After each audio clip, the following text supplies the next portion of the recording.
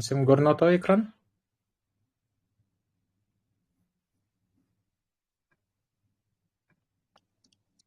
Ооба көрүнөт.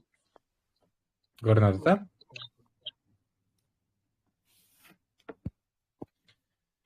Так, өзүм тааныштырып кеттим. Эми могуга токтололу. Монтаждык фраза деген эмнени түшүндүрүп берет? Кимде кандай ой бар? Ушуну айтып бергилечи. Мен айтып койсом, Айтыңыз. монтаждык фраза көбүнчө кино тартуучуларда кадрда эмне болуп жаткандыгын үстүрттөн баяндап берүүчү текст катары түшүнөм. Текст катары, видео катары эмес. Так, дагы кимде кандай ой бар?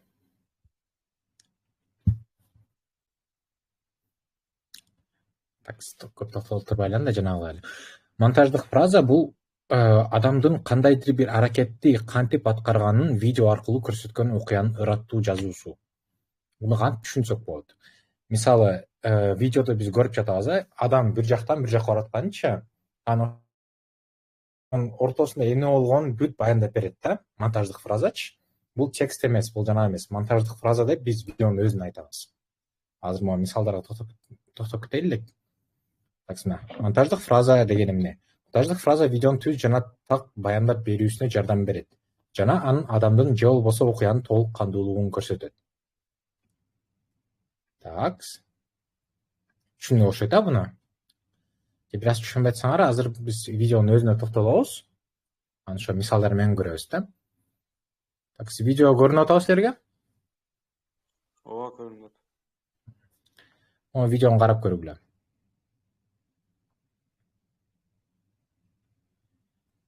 Гимсин. Гимсин. Ой, гимсин.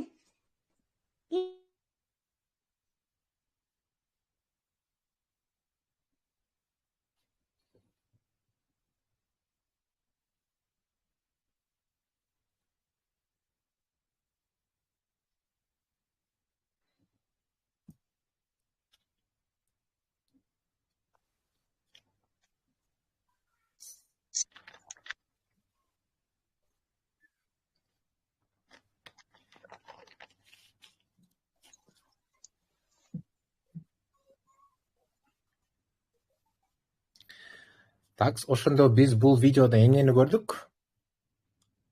Чай,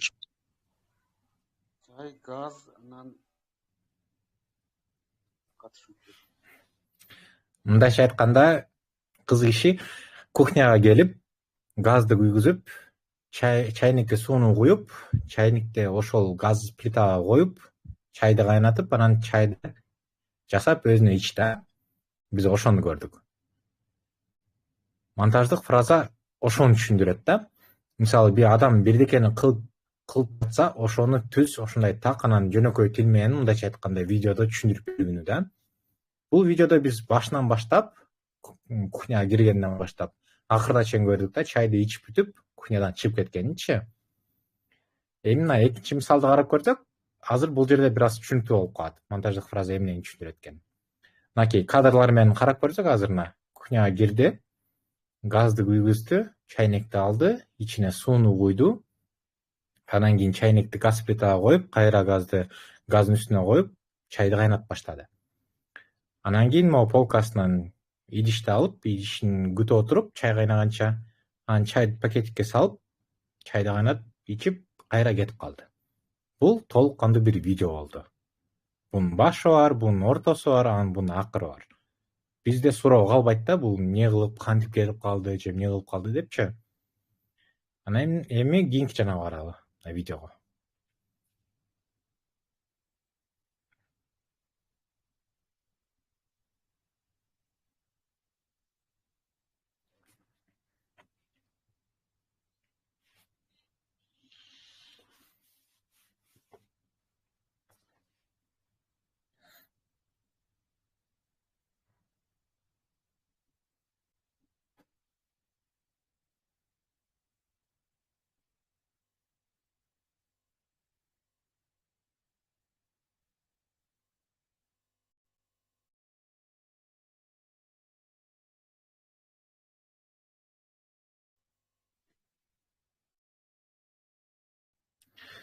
Бул видеодо кандай болуп калды ошондо? Бул да кофени демдеп бүтүп, кайра чайникке кипяток куюп, кайра газга коюп, кайра чыгып кетти. Бул жерде бир аз түшүнүксүз болуп калды, видеонун башы жок болуп калды. Анын ортосу деле түшүнүксүз болуп, мындай последовательность жок болуп калды да. Бир жактан баштап, анан экинчи жакка өтүп, анан бешинчи жакка өтүп, кайра үчүнчү жакка келип атат да. Мындайча айткандачы, мына дагы бир жолу карасак, видеонун башынан. Өтүп кеттик. Мынакей. Кухняда турат. Чайнек, стаканга чайды салып атат. Анан отурат, газ плитага тийбей эле газдын өзү күйүп калып атат да. Анан карап отурат, кийин чайнекти койду. Адамгердер. Эми кадрдын планы боюнча монтажга өтөйлү. План дегенди өттүңөр беле курста? Азыр барыңар курска киргенсиңерби? Ооба, киргенбиз. Биздин курста биринчи бөлүгүндө фото боюнча курста план жөнүндө Найзек толук кандуу эле айтып берген болуш керек. Азыр мындай эле токтоп коелу 1-2 мүнөткө. Бул менин схемам, мындайча айтканда.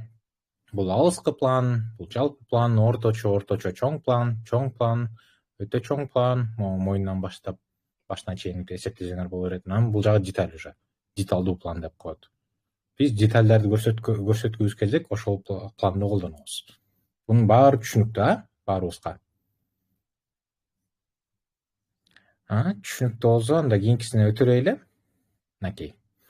Видеодо силер монтаж кылып жатканда видеонун пландары өзгөрүп туруш керек. Эгер өзгөрбөй эле бир планда тура берсе, видео баарына кызык эмес болуп, көрүүчүгө мындай көрүү үчүн жарабаган видео болуп калат да. Ошол үчүн кинодо же башкобузо же жөнөкөй эле видеодо эле болсо, мондай теориялык бир планды түзүп койгондо, видео башталып атканда алыскы пландан башталып, анан ушинтип чоңоюп кете берет да пландарчы. Эң мондай кульминация болгон же кызык жер болгон жерде биз деталь менен, же адамдын эмоциясы болобу, колу болобу, же бир кандайдыр бир деталь болсо, ошолго келип токтолушубуз керек да, кульминациясындачы. Анан кийин ошентип эле кайра алыстап кете беришибиз керек. Бул схема баарына түшүнүктүү болдубу?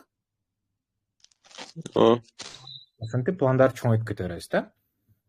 Могу видеону деле карап коелу. Что с ним, не знаю. Он шатается, как будто бы. Ну, если шатается, тогда придется рвать. Может, сначала посмотрите? Но можно и полечить. А новокаин вколоть не хотите, док?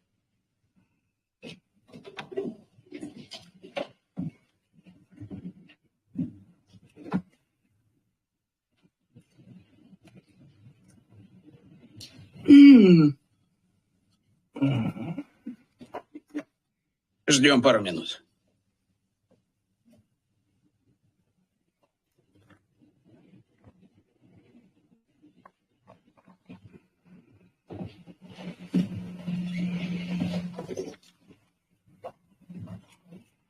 Должен. Так, калганын көрбөй эле кое берели, бир аз мындай жаман кадрлар ал жакта көрсөтүлгөн. Кыскасы бул видеону көрдүк, өзүңөр көргөндөй, ар бир моментинде пландары өзгөрүп турат да. Анан көрүүчүгө деле бул видео ыңгайлуу болуп калат. Ар бир план өзгөрүп турганда биз адамдын эмоциясын же мисалы алыска планга өткөндө комнатада эмне болуп жатканын, канча адам, канча киши ичинде бар экенин көрө алабыз да. Ошентип ар бир учурда видеону тартып жатканда же көрсөтүп жатканда ушинтип пландарды өзгөртүп, силер видеонун ичинде эле бир 15 секундтан ичинде эмне болгонун көрсөтүп бере аласыңар. Ушинтип пландарды колдонсоңорчу, ошон үчүн планды өзгөртүш видеодо эң эле башкы болуп эсептелет. Буну түшүнүк окшойт, Так, азыр көрсөтүп койдум. Бул план кандай план деп ойлойсуңар? Көрүнүп калды. Орточо чоң. Чоң план болуп калат бул. Бул жерде көрүп атканыңардай, мынакей моюндан башталып, башына чейин өтүп кетет. Баш эле көрүнүп турат бизге. А бул план болсо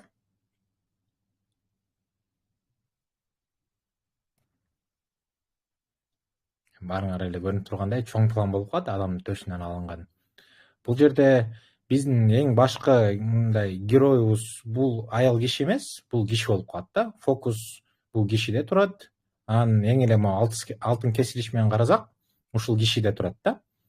Анан ошол үчүн бул планды биз могу аял кишиге эмес, могу кишиге коебуз. Ошондо бул чоң план болуп калат.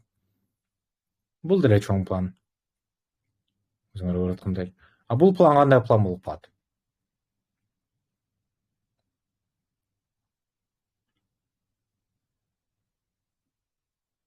Так, кимдир бирөөдө ой барбы? Орточо чоң план. Туура, бул орточо чоң план. Бул план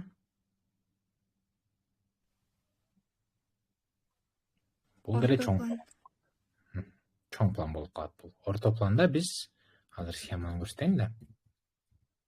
Мынакей.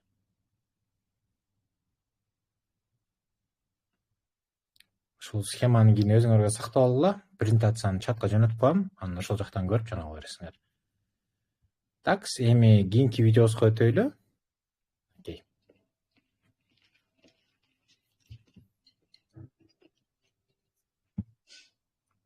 Үнү угулуп атабы силерге? Жок. Now we're going to slow it down a little bit. I'm guessing most of you folks have heard.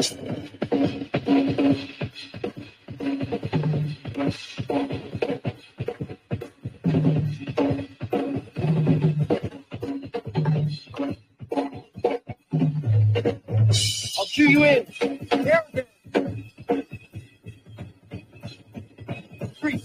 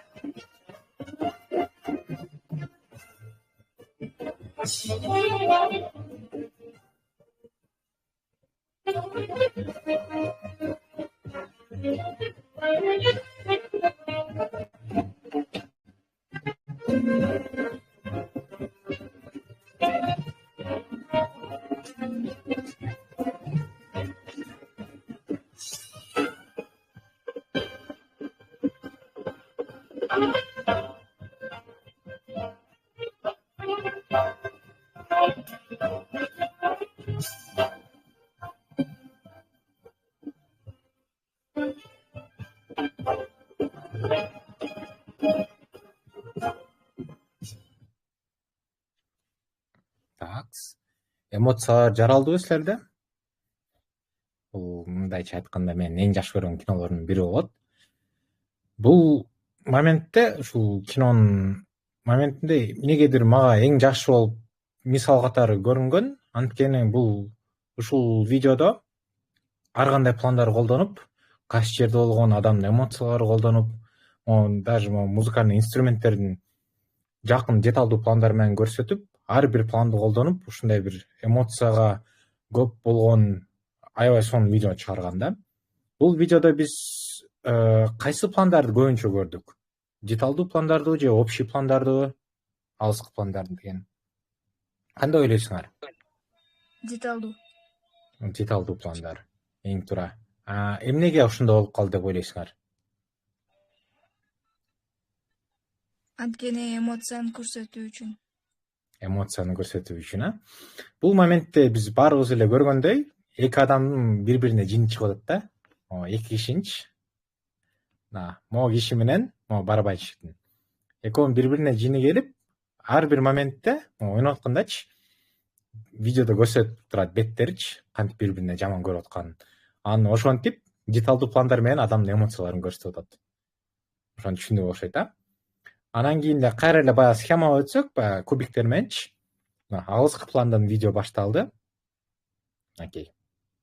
Анан кийин ошентип секинден чоңоюп кете берип, акырына чейин биз деталдуу планга чейин жетип калдык да. Ушул моменттен башталган. Анан кийин биздин ойноп атканыбызды көрсөттү. Анан кийин бул жерде уже барабандын схемасы болуп калат. Анан кийин кайра эле алыстап кетип атат. Өзүңөр көргөндөй. Ошону түшүндүк окшойт да. Биз видеону тартып жатканда кандай бир окуя болобу же адам болобу, бизге эң эле жакшысы болуп, ошентип алыскы пландан баштап, секинден жакындап келе берип, анан тартып бүтүп, кайра алыстап кете берсек болот да. Ошентип кайра кыла берсеңер болот, бунун айырмасы жок. Бирок эң эле башкысы ошондой приемду колдонушуңар керек да. Баарыбыз түшүндүкпү? Эгер сурооңор бар болсо айта алгыла, сурап алгыла.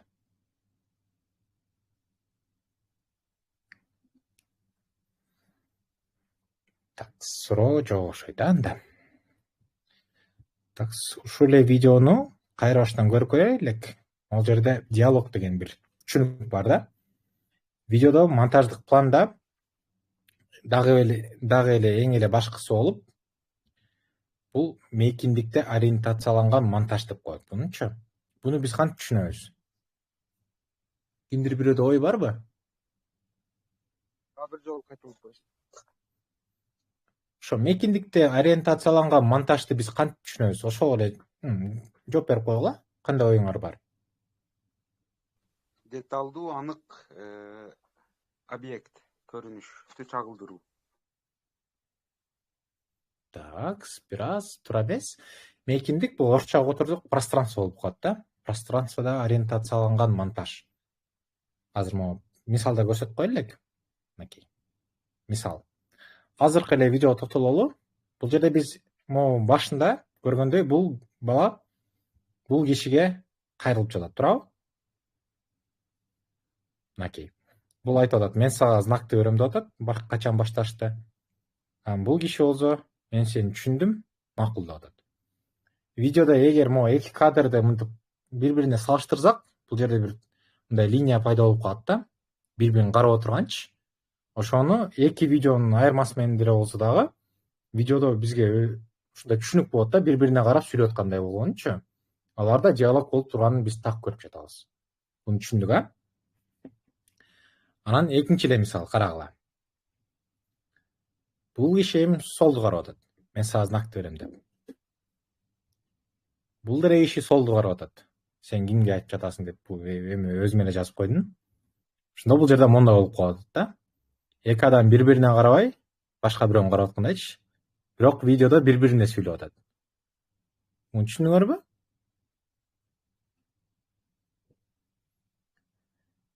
Видеону тартып жатканда, эгер эки адам сүйлөшүп жатса, силер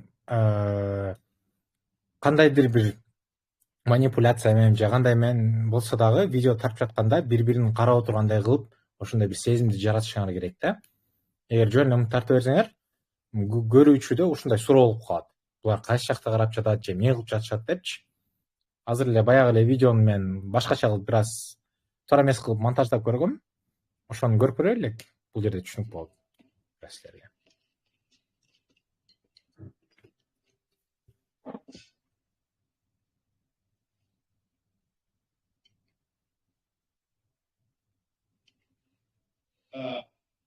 I'm going to slow it down a little bit.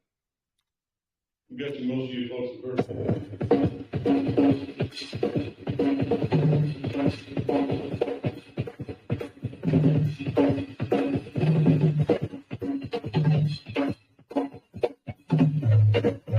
I'll do you in.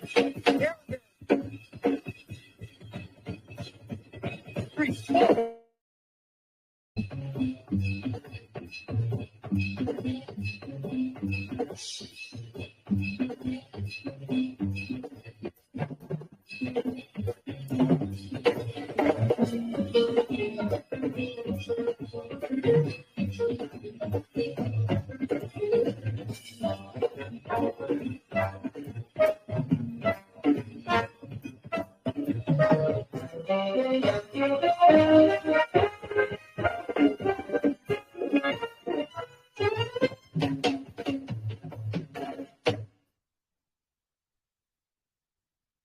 баарыбыз түшүндүкпү?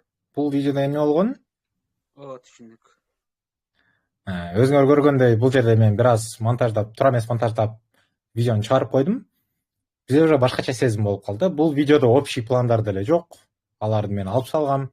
Бир 2-3 эле кадрда бар болуш керек. Бүт эле деталдуу пландарда мындай кысылып калган видео болуп атат. Бизде общий каерде отурганын, эмне кылып жатканын бизге көрүнбөйт да. Жөн эле бизге 2 киши мынтип инструментти ойноткан болуп калып атат. А бирок мындай общий план каерде жайгашкан же эмне болуп атканы бизге түшүнүктүүс эле болуп калат. Amo диалогтордо деле бири-бирине сүйлөп атканда ар жакты үчөө тең ар жакты карап, бири-бирине карабай, ушундай сезим жаралып калып атат да. Ошого кийинки учурда видеону тартып жатканда, эки адам тартып жатсаңар, диалог кылып атканда, ошондой бир аракет менен бири-бирине каратып отурушуңар керек да.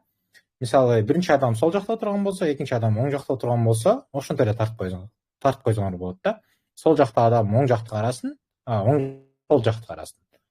Мындай схемада атай кылыпчы. Макей. Азыр. Ай, өтүп кеттик, азыр. Мондай схемада атай эле кылып тартсаңар, бири-бирине адам карап калгандай болуп, анан ошонун экөөнүн ортосунда диалог болуп жүрүп атканы байкалат да бизгечи. Ошентип эле тартып берсеңер болот, ошондо видеоңор туура чыгып, адамга деле кызыктуу, анан түшүнүктүү болуп калат да. Баарыбызга түшүнүк болду? Ооба, түшүнүктүү.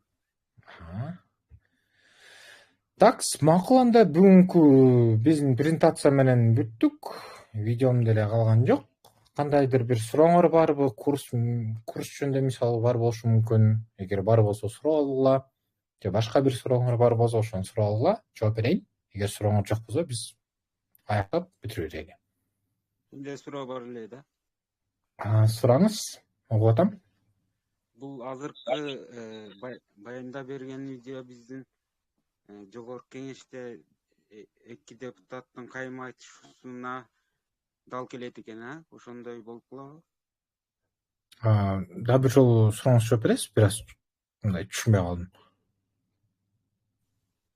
Биз азыр чагылдырылган видеодо жана биздин жогорку кеңеште эки депутат кайым айтышып калса, ошону чагылдырып бергенге мисал экен да, ошондой болуп. Эң туура ошондой эле мисал болуп калат. Азыр мынакей клубту дагы көрсөк болот. Жакында эле ошондой видео чыккан болчу. Так, айтканыңызды түшүндүм. Так, азыр. Канакей.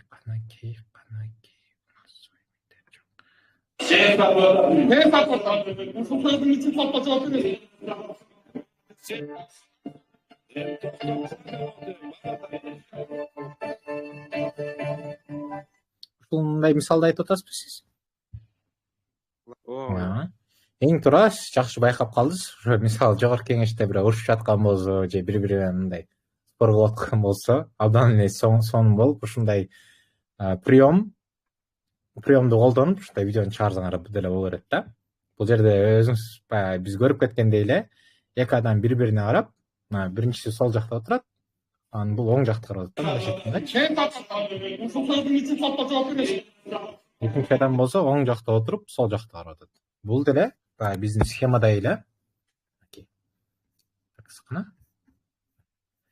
Биздин схемадай эле туура болуп, бири-бирине карап аткандай болгон сезимди жаратып, бизге көрсөтүлүп жатат. Эң эле туура.